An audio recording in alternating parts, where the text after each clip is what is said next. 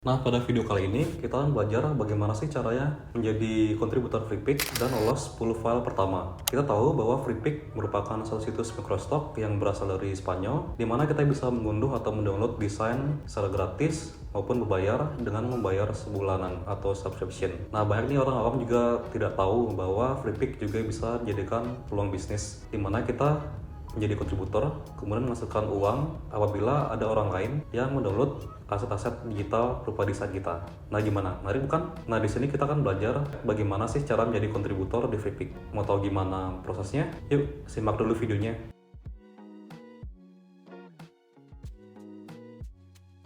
Nah, jika ditanya mengenai gimana sih pengalaman dulu menjadi kontributor FreePik untuk pertama kalinya, pas dulu itu aku upload desain pertama yaitu sejumlah 20 desain, kemudian itu kerja semua. Habis itu aku lagi ngulang, kalau nggak salah itu FreePik ngasihnya 2 kesempatan aja. Kemudian di email yang sama, gagal lagi, kemudian di ban. Kemudian pas tahun 2020 aku coba lagi untuk upload 20 desain pertama.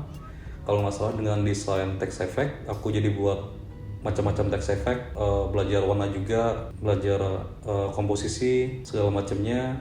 Akhirnya aku lolos. Itu upload sekitar 7 text effect dari 20. Nah, kemudian aku terus ulang-ulang lagi, aku buat lagi text effect-nya berbagai macam, pokoknya terus niche-nya text effect aja udah. Nah, akhirnya sebulan itu lumayan lah, dari 20 itu ada yang ke prof 5, 7, 10, dan segala macamnya. Nah, berdasar dari pengalamanku yang sebelumnya, bagaimana sih tips-tips untuk menjadi kontributor? Ya, semoga aja kalian bisa relate dan kalian aplikasikan ini sebagai pertimbangan untuk menjadi kontributor di FreePik. Yuk, simak dulu videonya. Yang pertama, pemilihan warna. Maksudnya di sini, kita harus memilih kombinasi atau harmoni warna yang menarik, agar sesuai dengan konten desainnya. Pemilihan warna juga harus konsisten dan tidak saling bertabrakan. Tips memilih warna bisa melalui situs Color Hunt, Dribbble, atau teori-teori warna. Yang kedua adalah komposisi elemen desain. Pengaturan komposisi elemen desain sangat penting untuk diperhatikan, apalagi desain-desain yang memiliki elemen-elemen kecil di sekitarnya, seperti contohnya ilustrasi dan yang lainnya. Hendaknya, komposisi tiap elemen harus seimbang dan tidak terkesan berat sebelah, seperti contoh berikut ini.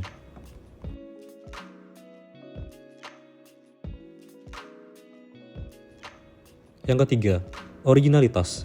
Karya desain atau ilustrasi harus original. Maksudnya adalah bikinan sendiri yang belum pernah dipublikasi. Ada beberapa kasus kontributor yang memakai resource ilustrasi atau foto dari internet.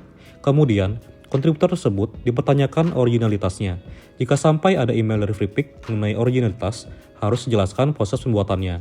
Saran saya, simpan dokumentasi tersebut, proses pembuatan desainmu, agar di masa depan tidak ada yang berani mengklaim desain milikmu. Yang keempat, memiliki ciri khas. Pengalaman saya sebagai kontributor, ketika melihat desain dari kontributor lain, banyak yang memiliki ciri khas atau style desain yang konsisten. Misalnya, style desain dipengaruhi oleh warna, bentuk, dan ide yang berbeda dari desain atau ilustrasi kebanyakan. Bagaimana sih cara memiliki atau mencari ciri khas? Untuk menjawabnya, kamu perlu latihan dan rajin untuk eksplorasi desain-desain atau ilustrasi di luar sana. Contohnya adalah sebagai berikut.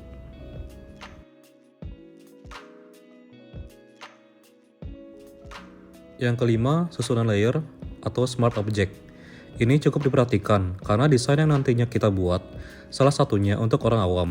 Maka kita harus membuat struktur layer yang mudah dimengerti dan mudah diganti-ganti, warna maupun bentuknya. Yang keenam, referensi desain orang lain yang lolos. Maksudnya, bukan berarti kita menjiplak atau meniru desainnya, namun lebih belajar mengenai konsep dari desain orang tersebut. Misalnya, ada kontributor yang membuat desain ilustrasi virtual reality dengan pose orang yang terbang.